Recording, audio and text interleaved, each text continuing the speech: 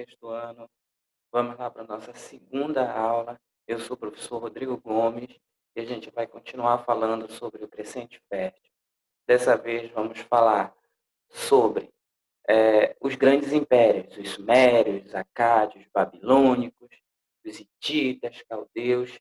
E aí vamos ver quais as influências cada império teve na região, na sociedade, e o legado que deixaram para todos. Tá? Então, essa é a segunda parte do Crescente Fértil. Os primeiros grandes impérios foi como nós terminamos a aula passada, e aí nós comentamos que os grandes impérios eram os sumérios, acádios, babilônicos, os hititas, assírios e caldeus. Cada um com uma especificidade, cada um com uma característica e com grandes guerreiros, que cada um vai dominando o outro povo e tomando para si a região e fundindo culturas, tá? Então, esses grandes impérios vão dar origem a outros impérios, vão dar origens a novas sociedades que vão surgir. Então, vamos começar pelos sumérios, que os sumérios foram uma das primeiras civilizações da Mesopotâmia. Então, a gente pode perceber aí, fica na região da Mesopotâmia, né? Que, lembrando, Mesopotâmia, terra entre rios. Outra coisa importante, eles se utilizavam dos rios para o crescimento da sociedade, para a prática da agricultura, para a prática do comércio marítimo entre as cidades. E aí a gente pode ver o Império Sumério, tá? Que fica nessa região amarelada aí do mapa. E aí o domínio sobre essas cidades, Kish, Lagash, Nippur, Uruk, e Eridu, tá? Ao longo dessa região, os sumérios vão se fortalecer e vão dominar toda aquela região com novas culturas, com guerras, com conflitos, para poder impor a sua característica, tá? Os sumérios foram tão importantes porque deixaram para nós a invenção de um tipo de escrita, que é a primeira escrita feita de desenhos ou pictogramas. Então, a gente tem aí uma escrita característica, né? Foram uma das primeiras escritas que tivemos, ou a primeira escrita, segundo alguns pesquisadores, mas uma escrita bem peculiar, feita com formas de cunha, ou seja, eles pegavam um talinho de madeira e na argila iam colocando símbolos, que nem esses que a gente presta atenção aí na imagem.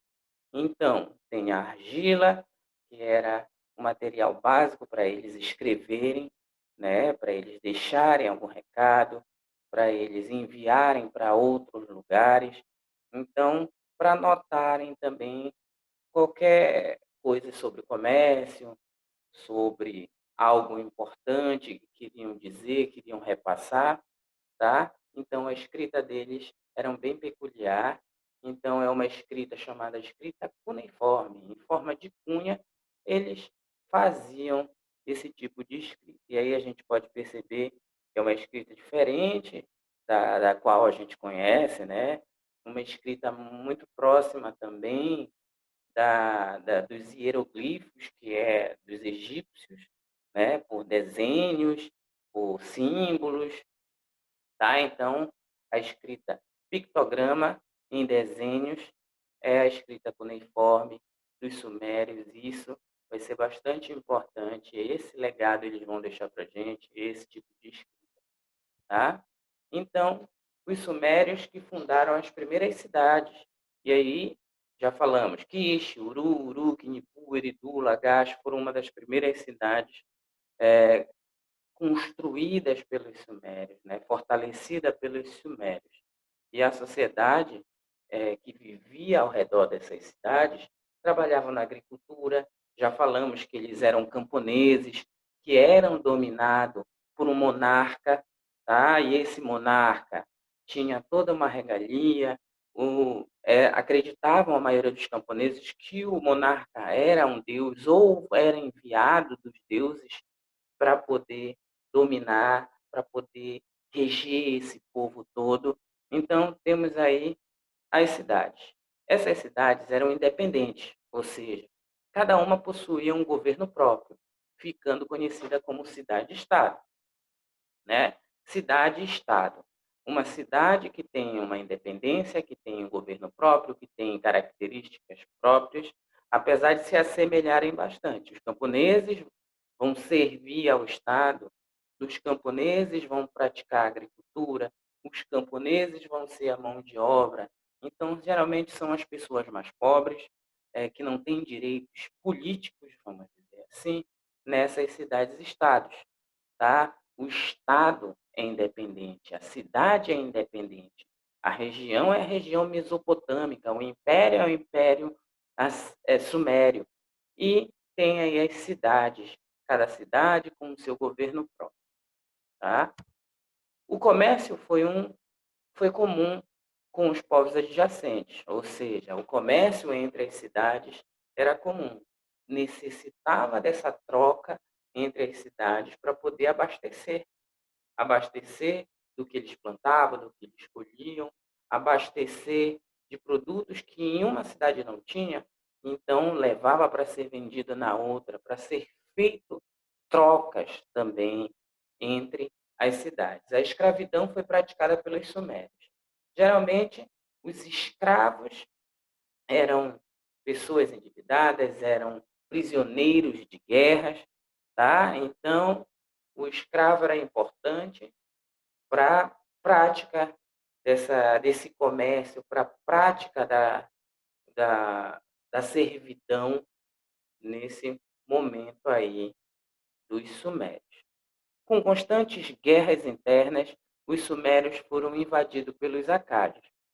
Tá? E aí deu-se uma dominação acádia sobre os sumérios. Quem eram os acádios? Os acádios dominaram a Suméria por volta de 2400 a.C., conquistando todas as cidades, liderada pelo rei Sargão I.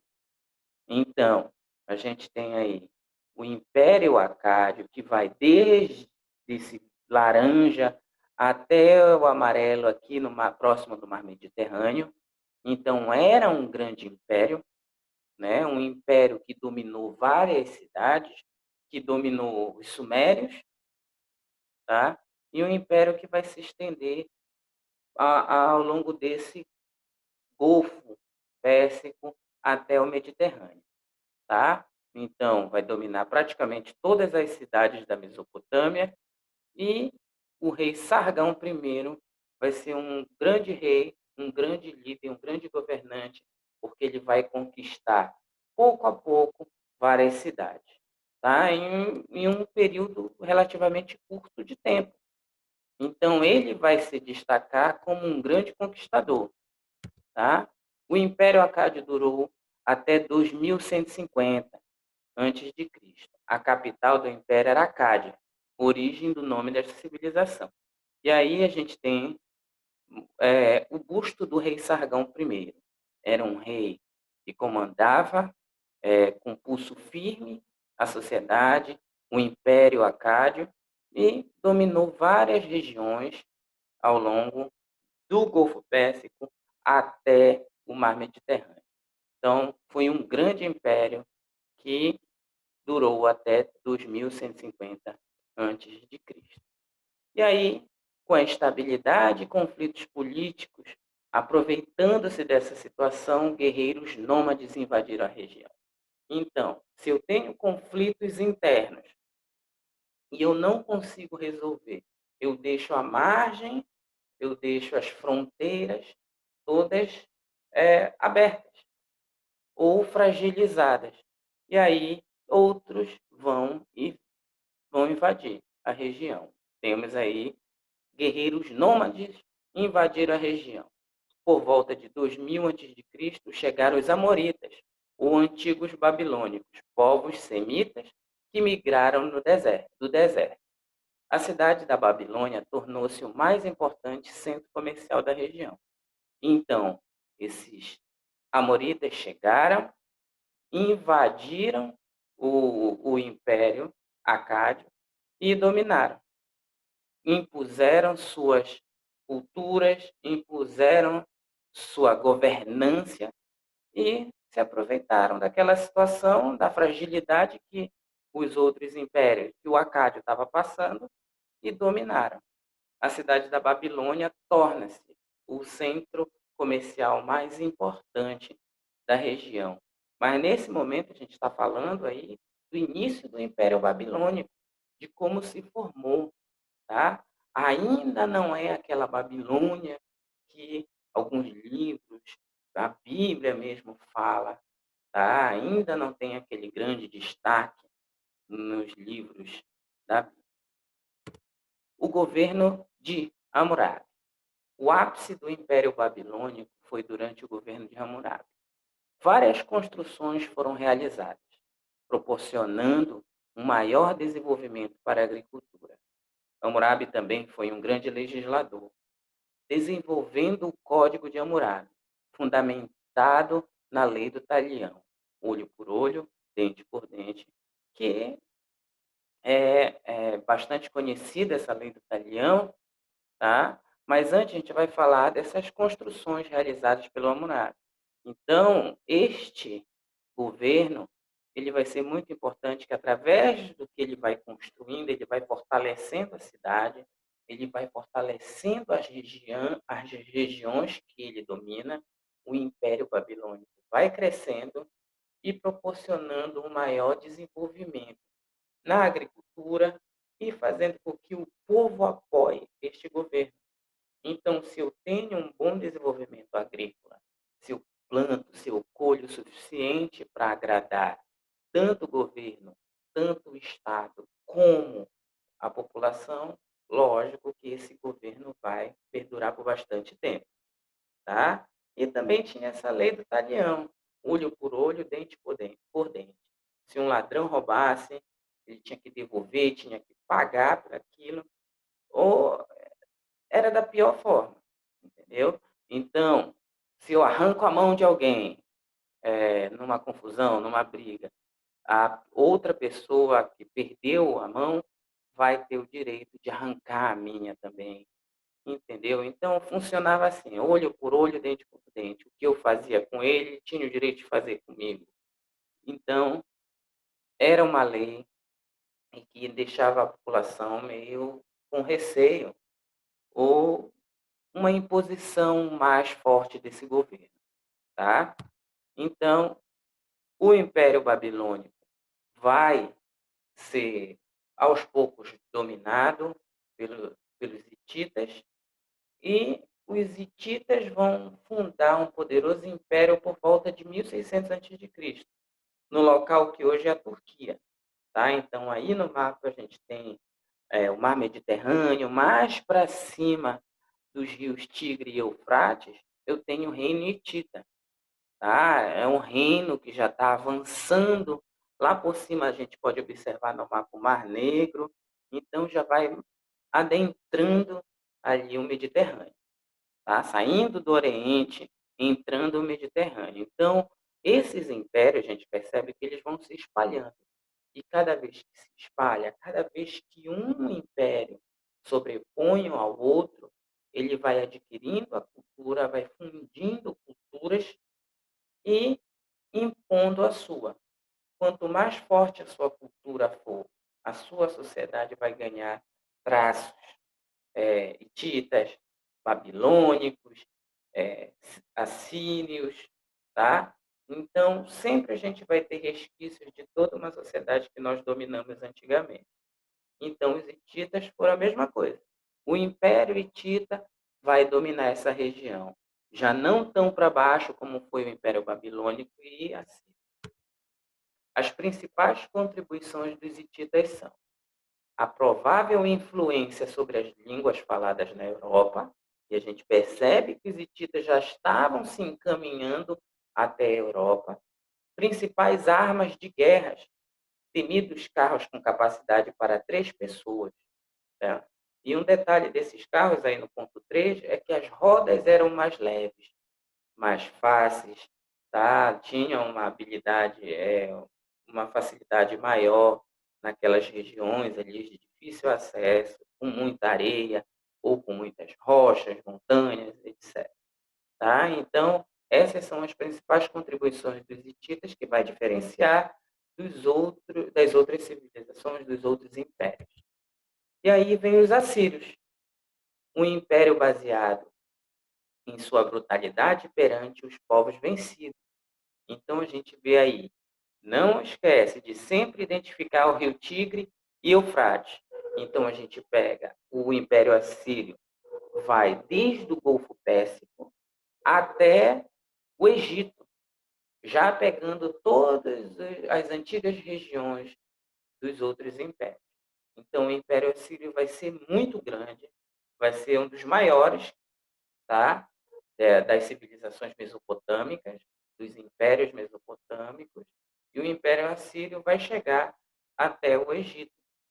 Um império baseado em sua brutalidade. O Império Assírio foi considerado brutal para todas as regiões que eles passavam. Eles saqueavam, eles matavam, e eles dominavam, transformavam em escravos. Tá? Os assírios conquistaram um grande império, que incluía a Mesopotâmia, Egito e a Palestina, dominando todo o Oriente Médio por volta de 883 e 612 a.C. Nesse período, o império cresceu bastante. Os reis mais importantes dos assírios foram o Sargão II, o Senaqueribe e o Assurbanipal, que foi o mais famoso conquistando o Egito.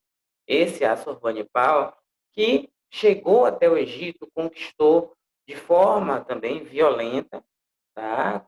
Como característica desse império, dos governantes assírios, e temos aí os homens alados, né? Características das esculturas, característica do Império Assírio. E os caldeus conquistaram a região mesopotâmica por volta de 612 a.C., formando o segundo Império Babilônico. E aí, a partir daí, nós temos conhecimento deles com alguns relatos na Bíblia. Tá? Um dos seus grandes líderes foi o Nabucodonosor, fazendo grandes conquistas, entre elas de Jerusalém em 587 a.C. Já Nabucodonosor II construiu a Torre de Babel e os jardins suspensos. Liderados por ele, os babilônicos destruíram Jerusalém. E em 587 a.C., deportando os judeus para a Babilônia, momento conhecido como cativeiro da Babilônia, sendo libertados pelo rei Ciro, o persa Ciro, né, em 539 a.C. Tá? Então, essa história é bastante conhecida dos relatos bíblicos sobre o Império Babilônico, sobre o Nabucodonosor II, esse cativeiro da Babilônia, tá? E é isso. Essa foi a nossa segunda parte, a parte final sobre o Crescente Fértil e a Mesopotâmia. Espero que tenham entendido, tá? Um bom estudo a todos e até a nossa próxima aula. Tchau.